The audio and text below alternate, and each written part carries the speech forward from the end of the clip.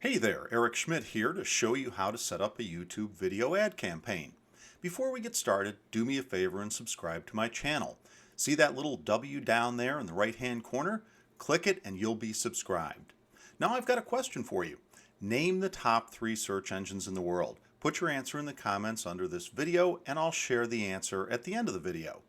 Setting up a video campaign actually isn't that difficult. But the catch is that you do need to have a video. Seems like common sense. And that video has to be posted on YouTube. For this tutorial, I'm going to assume you've already done that. YouTube ads are run inside your Google Ads accounts. Over here on the left, we see the options for search campaigns and video campaigns. Here at the campaign level, you can set up a new campaign by clicking the blue button just to the right of the menu, and we click on New Campaign. So the first thing you're going to do is you're going to have to choose your objective, and you're going to choose one of the campaign goals. We've got sales, leads, website traffic, product and brand consideration, brand awareness and reach, and you'll see app promotion and local store visits and promotions, but those aren't available for the video format. And then you're going to see create a campaign without a goals guidance. I'm going to take a minute here and explain the available ad formats. You'll select your ad format in the campaign subtype section after you've chosen your objective and campaign type. If this seems a little confusing, well, that's because it is. But don't worry, it's all going to make sense. So we're going to start with the skippable in-stream ad format, and this is available in all campaign goals. It can be any length. It plays before, during, or after other videos on YouTube and websites and apps on Google Video Partners. The viewer can skip after playing for 5 seconds. This is probably the one that you're going to see most often when you're on YouTube. Now we have non-skippable in-stream, and these are available only with brand awareness and reach campaign goals or without a campaign goal, and they have to be 15 seconds or shorter. The bumper format is available with the brand awareness and reach campaign goal or without a campaign goal. The video is non-skippable and it has to be 6 seconds or less. The in-feed video, and this recently changed because it used to be the video discovery ads, is available with product and brand consideration campaign goals or without a goals guidance. The video is promoted with a thumbnail image and requires the viewer to click on it to play it. And then the outstream option, which is available with brand awareness and reach campaign goal or without a campaign goal. These are mobile-only ads that appear on websites and apps that are Google Video Partners. So these do not appear on YouTube. So now that you know what your video options are, different options are available with different objectives. In the description section under this video, I've included a link to the Google Help page that goes into detail about each of the objectives. So right now, we're going to select Create a Campaign without a goals guidance. That takes us to select a campaign type. Since we want to set up a video campaign on YouTube, we'll select the video option. This takes us to the campaign subtypes. Custom video campaign is automatically selected because it's the most often used option. The others are self-explanatory, and you can click the Learn More button to get details for each subtype. Now we get into the details, starting with naming our campaign. We'll call this Eric's Campaign. Seems fairly self-explanatory.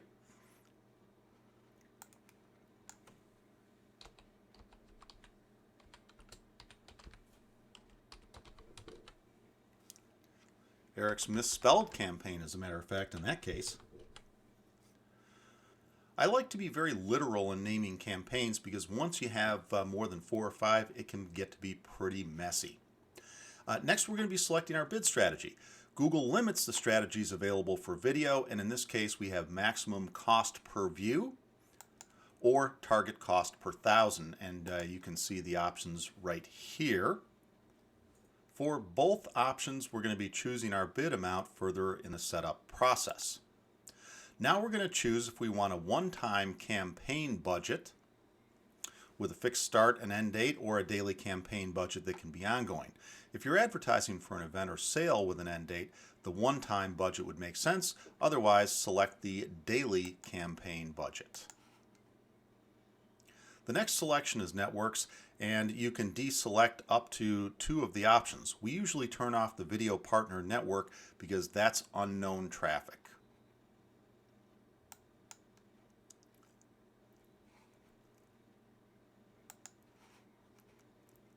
The location section is fairly easy to figure out.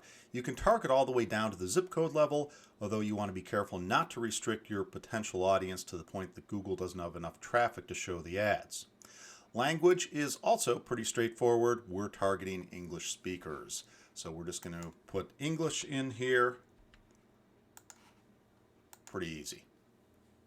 Depending on what you're promoting, you may want to narrow the types of videos that your ads could show in or near. There's expanded inventory, which is all available inventory, standard, and that's just showing that what most people would select. And if you've got sensitive content, you might want to go with limited inventory. You also have the ability to exclude based on types and labels, and you can see that you'll have some options here in the drop-down menu. So now we have an additional settings section. Google uses these to hide buttons they don't want you to fool with. That usually means that they're important to the success of your ads. So our first option is selecting specific devices. Don't overlook this because in addition to desktop computers, mobile devices, and tablets, your ads may show on when someone's watching YouTube on their television set. So if you're trying to build brand awareness, this could be a good thing. But if you're trying for a lead or a sale, most TVs won't have the level of interactivity needed to do that. You'll want to exclude TV screens in this particular case. So we've excluded TV screens there. The next one is going to be frequency capping, and you have the option to set a specific number, and the reason that you're going to want to do that is because you don't want ad fatigue or viewer overload. I like to limit to 5 times a day, but if the audience is small, you may need a higher number. And of course, if you're trying to bash your audience over the head with your message, don't bother to cap it. The third option is going to be setting an ad schedule. We normally do this with search ads, but not as often with videos. So if you want to select specific hours that your video is going to be promoted, you can do that here. And then the last option is going to be third-party measurement. It requires that third-party software be added by Google support. So this is going to be way advanced, not something you're going to need to worry about right now. So now we're going to name our ad group, and just as we named the campaign, I'm going to make this Eric's ad group. Fairly simple and straightforward again. Now it's time to define the audience that we'd like to reach. First is going to be general demographics, including age, gender, and household income. Remember that Google doesn't have this data on people that aren't signed into their browser, so really this is more guidance than absolute targeting. Here's where things get interesting. We're getting into the audience segments, and you can select audiences you want to see your ads.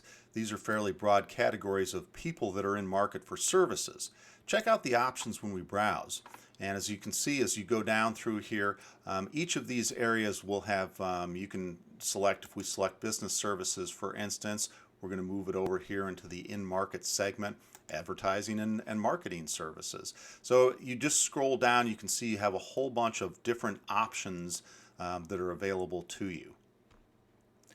Now if we move over to the browse section, we have a whole bunch of additional options, and we can check out people based on who they are, and you're getting into detailed demographics, interests and habits, what they're actively researching or planning. So you've got a fair amount of options here, and you can see that you get a whole list when you start to click on these.